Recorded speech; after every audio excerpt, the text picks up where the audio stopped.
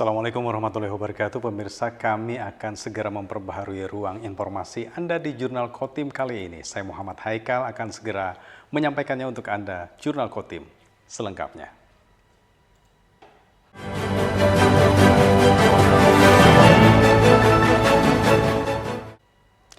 Pemirsa, sejak 1 Januari 2025, pemerintah memberlakukan pajak pertambahan nilai atau PPN sebesar 12% untuk barang mewah. Emas menjadi salah satu barang mewah yang akan terpengaruh terhadap kenaikan PPN tersebut. Dalam waktu kurang lebih 1 minggu terakhir, harga emas perhiasan di Sampit, Kabupaten Kota Waringin Timur mengalami kenaikan harga. Emas perhiasan dengan kadar 999 atau 24 karat saat ini dijual dengan harga Rp1.370.000 per gram, naik Rp20.000 dari harga jual pada pekan lalu.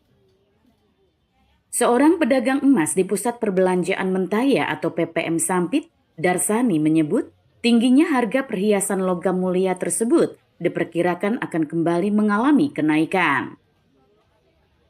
Hal itu merupakan dampak dari naiknya PPN menjadi 12% sebab emas masuk dalam kelompok barang dikenakan pajak penjualan atas barang mewah. Darsani menjelaskan, naiknya harga emas perhiasan dampak PPN 12% terjadi pada biaya produksi serta selisih jual beli emas. Sementara naik turunnya harga emas tetap dipengaruhi oleh nilai tukar rupiah terhadap dolar. Masalah harga lah, dalam seminggu ini naik melonjak, mungkin entah pengaruh protein atau apa, atau masalah rupiah itu kan banyak faktornya tuh. Nah, terutama kita nih emas perhiasan ini kemungkinan bisa ada kenaikan lagi ongkos pembuatannya itu dari pabrik itu memang karena dampak kenaikan pajak itu. Itu kemungkinan dari kan pabrikan emas ini kan kena pajak nih. Nah, kemungkinan itu cuma ini masih belum berapa, masih ke bawahnya, cuma wacananya. Tapi ada prediksi kemungkinan naik kan? Kemungkinan mungkin. Nah, kalau pembelian dari ini kan banyak yang beli nih. Nah, terutama emas yang kadarnya tinggi, emas 9 masih diminati itu, masih primadona. Itu mulai terasa naik itu sejak kapan, Pak? Sejak ini sebelum tahun baru tadi, Natalan. Oh, Natalan. Ya. Sampai saat ini masih terasa, Pak? Masih. Iya. Meski saat ini emas perhiasan menunjukkan fluktuasi kenaikan harga, namun minat warga dalam membeli barang mewah itu masih tinggi. Meningkatnya pembelian emas perhiasan mulai terasa sejak momen Natal dan Tahun Baru.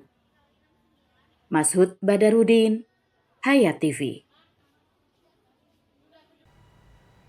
Kantor Kementerian Agama Kabupaten Kota Waringin Timur menggelar upacara peringatan Hari Amal Bakti ke-79, mengusung tema Umat Rukun Menuju Indonesia Emas. Hal itu sebagai komitmen dalam mendukung Asta Cita pemerintahan Prabowo Gibran. Upacara Hari Amal Bakti ke-79 Kemenak dilaksanakan dengan pengibaran bendera merah putih yang dipimpin Bupati Kota Waringin Timur Haliki Nur. Upacara pada Jumat pagi itu diikuti ratusan ASN kantor Kemenak Kota Waringin Timur. Peringatan Hari Amal Bakti Kemenak tahun 2025 dilaksanakan dengan mengangkat tema Umat Rukun Indonesia Emas. Hal itu merupakan wujud nyata dari misi Asta Cita pemerintahan Prabowo Gibran yang mengamanatkan bahwa Indonesia emas dapat terwujud jika umat hidup rukun dan harmonis. Kepala Kemenak Kota Waringin Timur, Hairil Anwar menyebut, kerukunan umat di daerah ini telah terjalin dengan baik, tercermin dalam momen pemilihan kepala daerah lalu, meski terjadi perbedaan pilihan, namun kerukunan tetap terjaga. Hairil berkomitmen pihaknya terus berupaya menjaga kerukunan umat, salah satunya dengan gencar melaksanakan sosialisasi moderasi beragama. Kegiatan hari ini dalam rangka kita memperingati Hari Amal Bakti Kementerian Agama atau hari ulang tahunnya Kementerian Agama yang ke-79. Dalam kegiatan kali ini kita memang mengusung tema untuk kerukunan umat beragama Indonesia Emas tahun 2045.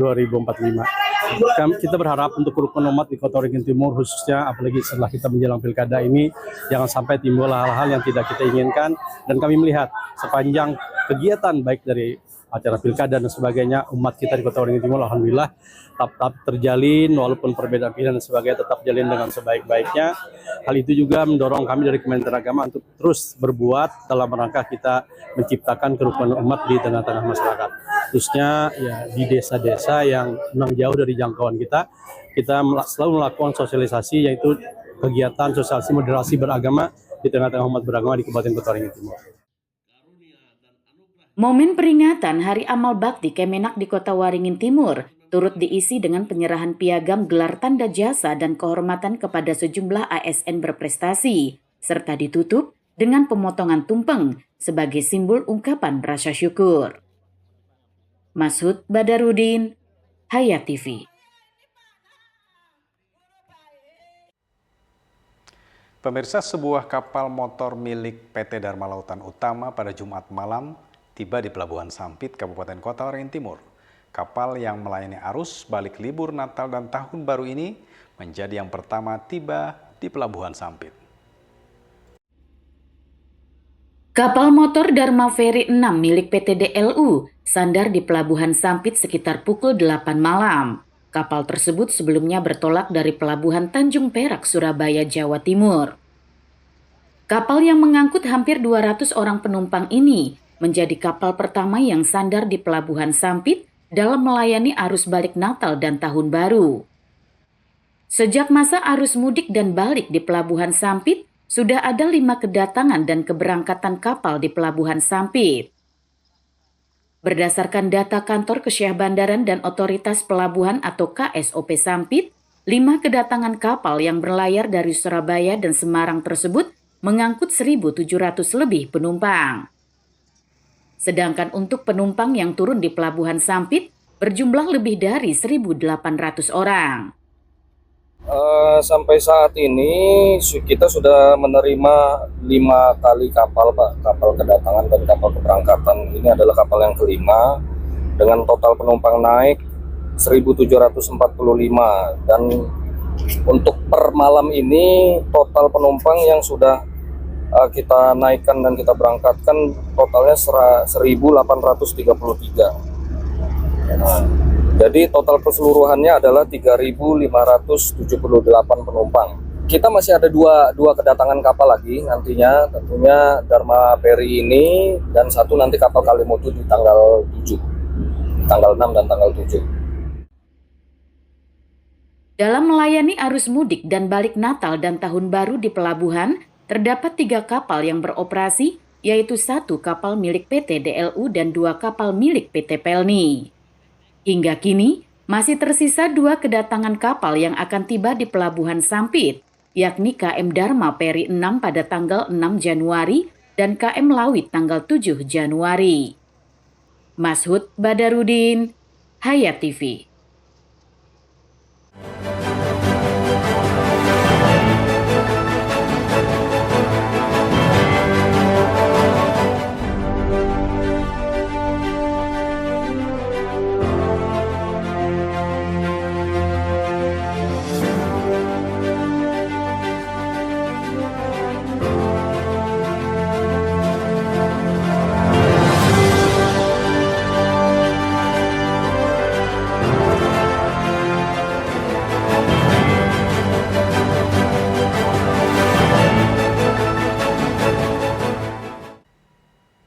Guna membantu arus lalu lintas jamaah haul ke-20 Abah Guru Sekumpul, warga Abulung, Desa Sungai Batang, Kecamatan Martapura Barat, Kabupaten Banjar, bergotong royong membuat posko air dermaga singgah. Warga Abulung, Desa Sungai Batang, Kecamatan Martapura Barat, Kabupaten Banjar tampak semangat gotong royong membangun dermaga apung untuk menyambut kedatangan jamaah haul ke-20 Kiai Haji Muhammad Zaini bin Abdul Ghani atau Abah Guru Sekumpul, Rabu 1 Januari 2025. Dermaga apung yang dibangun dari papan-papan kayu ini untuk dermaga singgah kelotok jamaah lengkap dengan toilet dan dapur umum. Menurut salah satu pengurus posko, Amang Leman, pembuatannya menggunakan dana swadaya masyarakat dan pengerjaannya dilakukan secara gotong royong. Dikatakan bahwa posko akan aktif pada hari Jumat 3 Januari, sedangkan haul direncanakan digelar untuk umum pada 5 Januari 2025 mendatang. Diketahui, selain jalur darat dan udara, sebagian jamaah banyak juga yang menggunakan jalur sungai untuk menghadiri haul Abah Guru sekumpul. Mereka yang menggunakan jalur sungai ini sebagian besar dari wilayah Banjarmasin, Kalimantan Tengah, bahkan Kalimantan Barat. Yunus Muammariza, Hayat TV. Informasi terakhir tadi menjadi penanda jumpa kita berakhir di Jurnal Kotim kali ini. Saya Muhammad Haikal dan kawan-kawan yang bertugas menyampaikan terima kasih atas perhatian Anda. Sampai ketemu lagi. Assalamualaikum warahmatullahi wabarakatuh.